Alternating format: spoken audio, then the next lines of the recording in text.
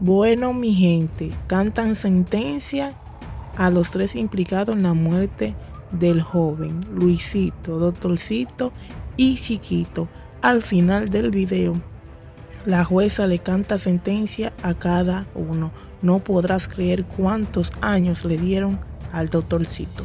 Así que te dejo el video a continuación. Entonces el tribunal analizado la génesis, analizó la existencia real de la llamada, analizó que las personas que fueron a su encuentro lógicamente no fueron a una reunión social, sino que fueron a una acción o una cuestión determinada, y que esa cuestión determinada posteriormente se estableció que fue a cometer un hecho delictivo.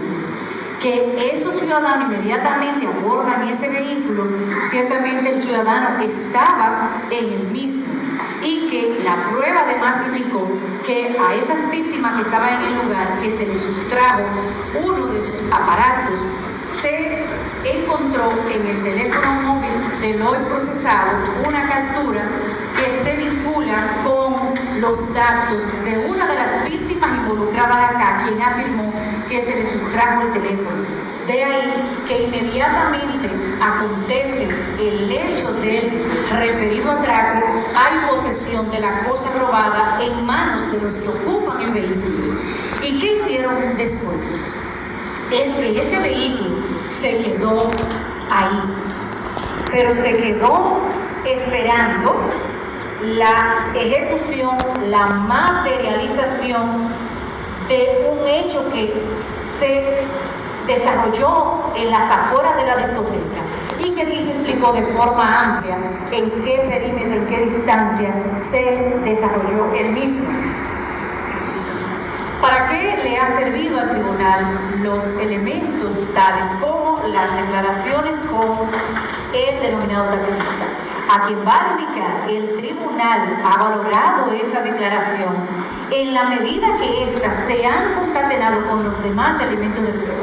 Esto así porque de la evaluación de este caso, este taxista tuvo una participación vital en el desarrollo, materialización y ejecución de ese hecho. No porque lo mencionara ningún imputado, es que la prueba desde la génesis del proceso así permite al tribunal deducir de manera lógica. Una estrategia de la Fiscalía, pues es una facultad que tiene legalmente, y más de ahí no puede el tribunal decir. Y que en ese contexto, los elementos lógicos que hemos analizado le permiten al tribunal, además, establecer que ese vehículo que estaba ahí, y que ya el tribunal ha indicado que estos ciudadanos que fueron llamados por el procesado no fueron a delictarse especialmente, fueron a la ejecución de una acción delictiva, y que esa acción delictiva se desarrolló en los minutos después de estos haber llegado, que ese vehículo a bordo de todos realizó la siguiente acción. El vehículo se quedó estacionado, salieron 2 personas de la parte de atrás, según corroboraron todos los testigos. Esas personas tenían 2 armas, esas personas ejecutaron una acción, despojaron a personas y además realizaron disparos en ese lugar. Y es ahí entonces que el comportamiento del procesado, el tribunal no lo puede asumir como un comportamiento pasivo de que se quedó ahí porque estaba sorprendido de la comisión de los hechos. Y esto así lo ha ido el tribunal construyendo de la valoración total de los elementos de pruebas aquí analizados. Y es que además, luego de la comisión de estos hechos, se trata de intervenir para que el vehículo lo libre. Por máxima experiencia, por lógica y por la totalidad de las circunstancias analizadas, ciertamente ahí no se cometió el hecho dentro del vehículo. Sin embargo, dentro de ese vehículo realmente se podía concatenar huellas de las personas involucradas, efectos de los objetos posiblemente sustraídos, la ubicación propia de ese vehículo, y así entonces de un vehículo donde sus ocupantes han dejado una persona fallecida. Y es en ese orden de ideas que el tribunal ha podido y va analizando que ese comportamiento necesariamente tenemos que ver cuál fue dentro de lo que es una asociación, la participación, el aporte de todos y cada uno de los involucrados. Para ese tribunal colegiado aquí existió sin duda lo que es una asociación de malhechores en un primer plano para robar, y que esa asociación de malhechores, tal como se encaja o se subsume en otra parte de esta decisión, pues tiene consecuencias desde el punto de vista jurídico, y más aún cuando la conducta de todos y cada uno de ellos, conforme a lo que aquí se ha podido ventilar, tenían una actividad específica, tenían una labor, cada quien desempeñaba un rol. El hecho de desempeñar ese rol descarta la existencia de ese vínculo entre todos para cometer la acción, como se establece a nivel de lo que es la coautoría y lo que es la participación, como lo consagra la disposición legal objeto de análisis. Y es que aquí, en esa división del trabajo delictivo, tiene que volver el tribunal entonces a las declaraciones libres voluntarias realizadas por los procesados que han manifestado que sí cometieron los hechos. El señor Luis, el señor Alison dijeron sí, cometimos los hechos y queremos que nos condenen por los hechos que cometimos. ¿Qué hechos afirman estos jóvenes cometieron?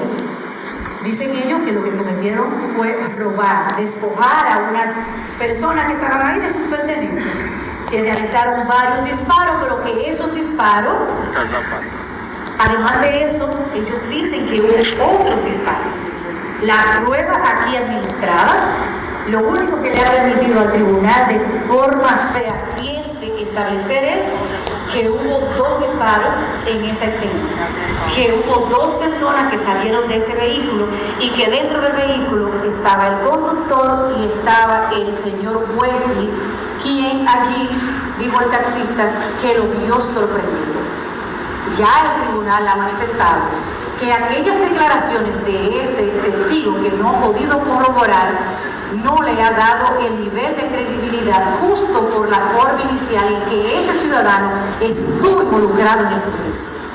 Y es así entonces que la participación en suma para ese colegiado del ciudadano Wesley Carmona la ha consagrado este tribunal como una participación esencial para la comisión de lo que es la asociación de malhechores para cometer robo agravado. Y es en ese sentido entonces que de inmediato el tribunal tiene que explicar que esa conducta asumida por el ciudadano y aquellas asumidas por los procesados, quien pretenden desligarse del resultado de una acción, alegando que solamente hicieron un disparos hacia el aire. Y tiene entonces que retomar esa actuación realizada por estos dos procesados, quienes los testigos manifestaron que ciertamente los despojaron de sus pertenencias. Señalaron estos testigos la forma en que realizaron disparos, indicaron cómo realizaron esos disparos. Pues ahí entonces es necesario que el tribunal diga en este momento que en ese contexto aquí hubo lo que fue la advertencia de una calificación crítica. Una advertencia motivada a un requerimiento fiscal. Ese requerimiento fiscal decía que aquí la letra del tipo penal que se subsume a los hechos es la letra capital del artículo 304, que dice en suma que crimen precedido, acompañado o seguido de otro crimen, y que ese hecho llegó aquí solamente como un homicidio puro y simple y no fue lo que pasó. En ese escenario, el tribunal hizo la advertencia debida a los procesados involucrados en este caso y le manifestó el derecho que tenía de reestructurar sus mecanismos de defensa. Pero además el tribunal manifestó que los hechos que están presentados en este caso contienen toda la información requerida para establecer los numeritos que la Fiscalía ha querido que el tribunal advierta de ellos, es decir, la calificación jurídica. Y el tribunal lo hizo. Él dijo, preparen medios de defensa. Y en ese mismo orden de ideas, en ese escenario de preparar defensa, tenemos que retomar el tema de la prueba que vincula a estos ciudadanos en la comisión del robo, probado fehacientemente, pero además robustecido por las propias declaraciones libres, voluntarias, asesoradas y advertidas por el tribunal de estos ciudadanos. Estos ciudadanos dicen que no cometieron el robo. Sin embargo, los testigos de este caso, el homicidio, sin embargo, los testigos de este caso señalaron que el señor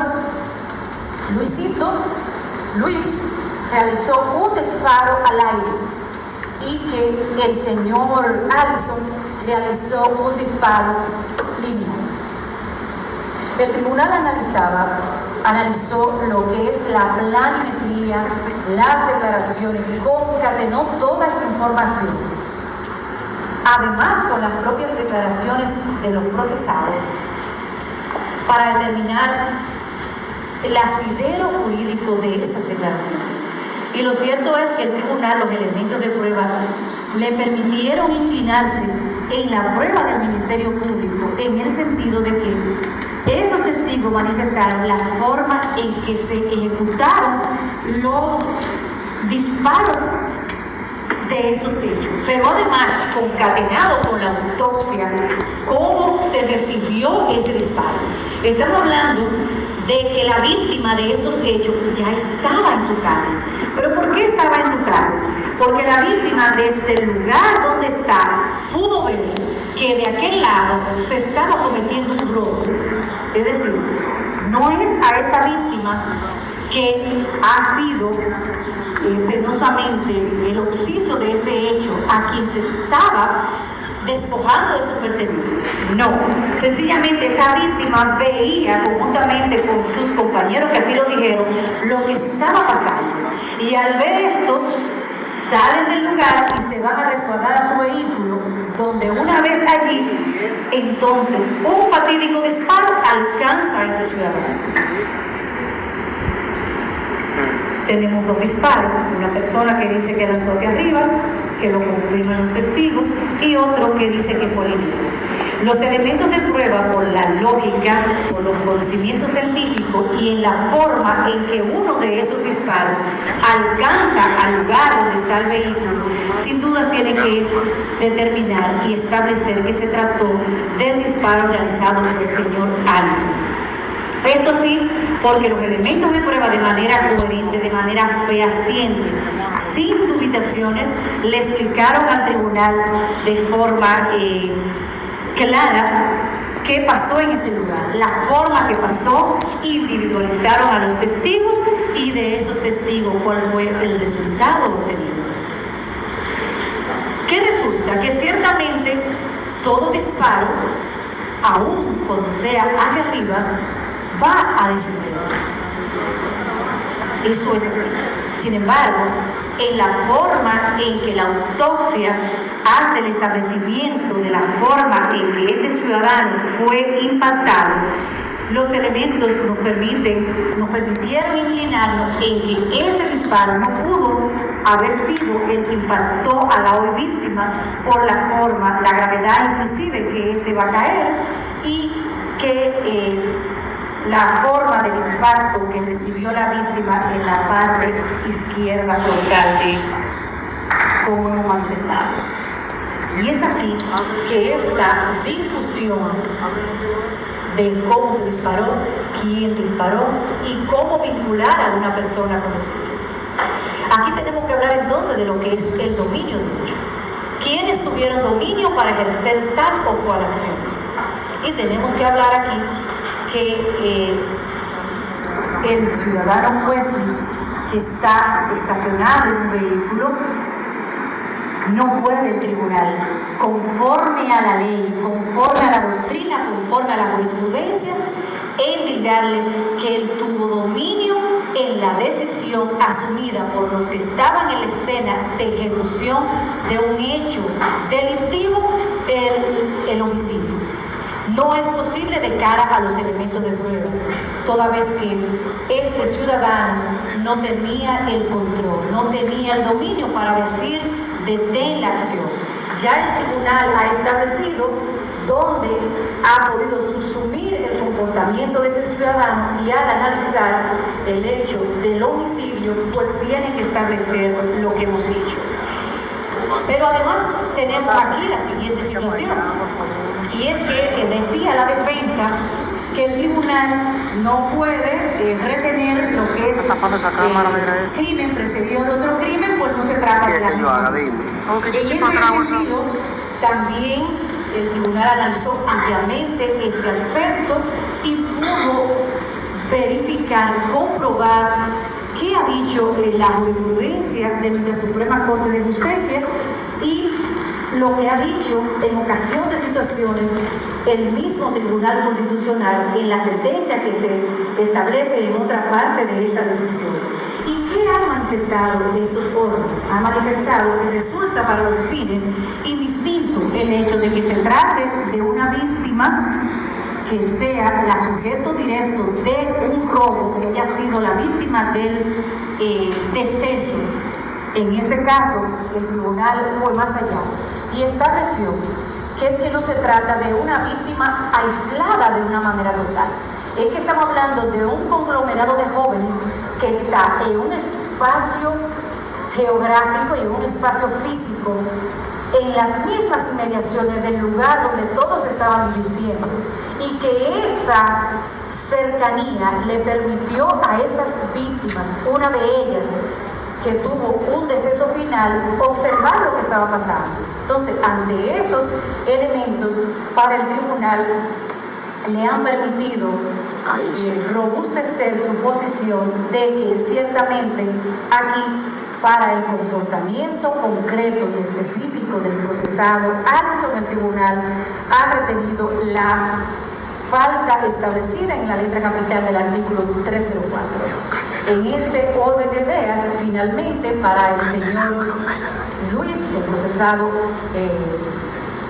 Luis, aun cuando su accionar ha sido altamente peligroso, mas él mismo no causó una lesión a las personas que estaban involucradas ahí, conforme a la prueba que presentó el Ministerio Público de ese accionar de realizar un disparo, porque la prueba se encargó de establecer de forma vehemente que el ciudadano tiene un disparo, hizo un disparo hacia arriba, que el tribunal ha manifestado que aun cuando esos disparos en algún momento descienden, aunque no pueda recogerse ninguna información de ese casquillo, pues indiscutiblemente la prueba no llegó al tribunal a establecer de que ese ciudadano pudiera ser sindicado como coautor para el hecho de lo que es el homicidio, toda vez que éste, en su dominio, en su accionar,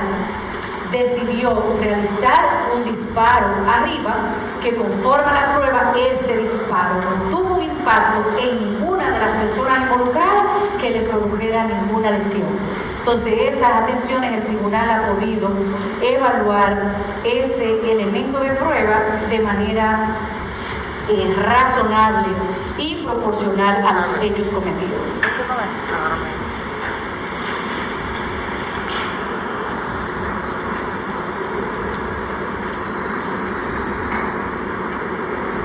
Dicho esto, entonces, establecido final y concretamente cuál ha sido el comportamiento establecido por este tribunal para el concierto de voluntades que aquí se estableció, un concierto de voluntades que todos aquí, todos los involucrados inicial y ya a través de los elementos de prueba han establecido que ese concierto fue a los fines de robar, que fueron a ese lugar armados. Eso es un hecho que no ha sido sin dudas controvertido, pero que además al ir a ese lugar, esas armas de fuego eran de ilegal, su porte era ilegal. ¿Cómo lo confirma el tribunal? Lo confirma el tribunal a través de la prueba que presentó el Ministerio Público de que los ciudadanos Luis y Alison no tenían licencia para portar armas, y eso lógicamente tiene sus consecuencias legales. Este tribunal también ha podido apreciar cuál fue la petición que realizó el Ministerio Público en este caso. El Ministerio Público le requirió a este tribunal una sanción que inicia con esa pena de 40 años. Y el Ministerio Público partió del establecimiento de esta sanción, puesto de que dice que las personas que se asocien para matar, para luego robar. Y que en esas atenciones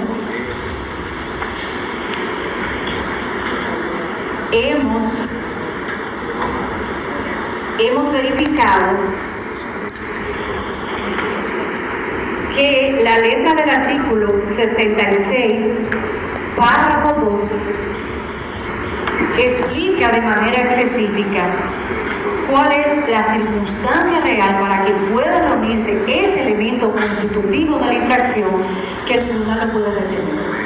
Y es que no es posible detenerlo, pues los elementos constitutivos que establece el propio artículo 66, párrafo 2, explica qué debe acontecer para que el tribunal deduzca una pena de 40 años, lo que aquí no aconteció.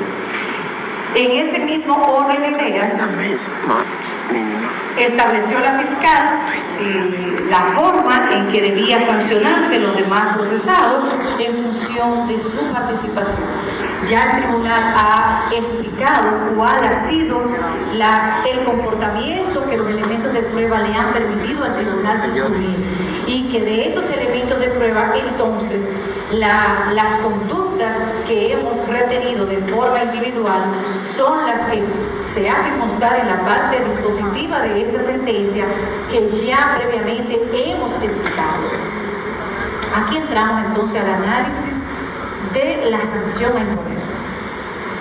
Si fuera tan fácil establecer una sanción, los jueces no tuviéramos razón de existir, porque sencillamente ustedes, con los hechos que han presentado, pues le imponen la pena y resuelven el problema. Pues no, el tribunal no solamente tiene que ver el comportamiento de cada uno de los ciudadanos, sino cuál ha sido el accionar de ellos y cuál es el impacto lesivo, el daño que ese comportamiento ha causado en la persona, ha causado en la sociedad.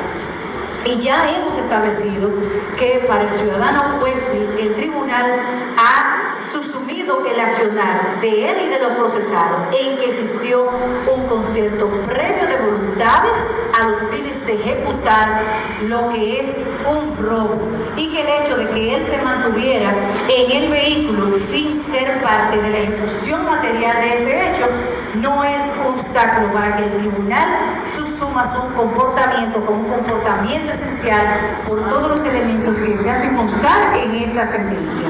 Y es así entonces que es el tribunal, en aras de ese análisis que estamos haciendo, tenemos que indicar que la pena máxima que establece el Código Penal Dominicano, que tiene unos años considerables, pero es el que tenemos, es de 30 años. Y aquí uno de los abogados también manifestaba aquella situación que debe el tribunal evaluar de la ley general sobre la ley especial. Pero que además de eso ya el tribunal descartó la existencia de un agravante que la fiscal trajo porque no se reúnen los elementos constitutivos. Que al margen de esa situación, el tribunal ha tenido sentencias firmes sobre el hecho de la pena objeto de discusión en este momento, y el tribunal se ha encaminado a imponer el rango de la ley general, que son 30.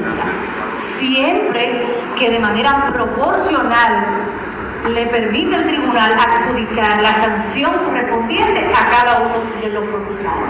En este caso, no, el tribunal lo hace para todos los casos. como este, tenemos decenas de casos y el tribunal aplica el mismo razonamiento, siempre reforzándolo y tratando de reconstruirlo siempre, sin interpretar el perjuicio del procesado, porque está vedado por la ley que los jueces interpretemos buscando perjudicar a un ciudadano imputado. Y es así entonces que en el comportamiento del ciudadano Luis, ya hemos establecido que él mismo no le ha sido detenido, lo que es la parte relativa al homicidio. Y por otro lado, entonces, en cuanto al señor Allison, el tribunal sí ha subsumido su conducta en que él mismo realizó un homicidio precedido de otro crimen, que en ese caso, o acompañado o seguido de otro, que fue el robo manifestado por él y la comisión de ese homicidio. ¿Tuvo la intención de disparar? Sí, la tuvo, porque él disparó de manera voluntaria, teniendo el dominio de la cosa, ejerciendo un control y dirección, estableciendo un curso causal para la realización de un fin determinado. ¿Cuál? Esparcir a la gente que originalmente le arrojaron una botella, sacarlo del contexto y poder irse en paz al lugar donde luego el taxista le llevó, que fue a los hogares de estos, y dejar allá a los procesados. Es así entonces que el tribunal ha podido evaluar finalmente estos comportamientos y finalmente tiene ese tribunal que decir que se cometió un hecho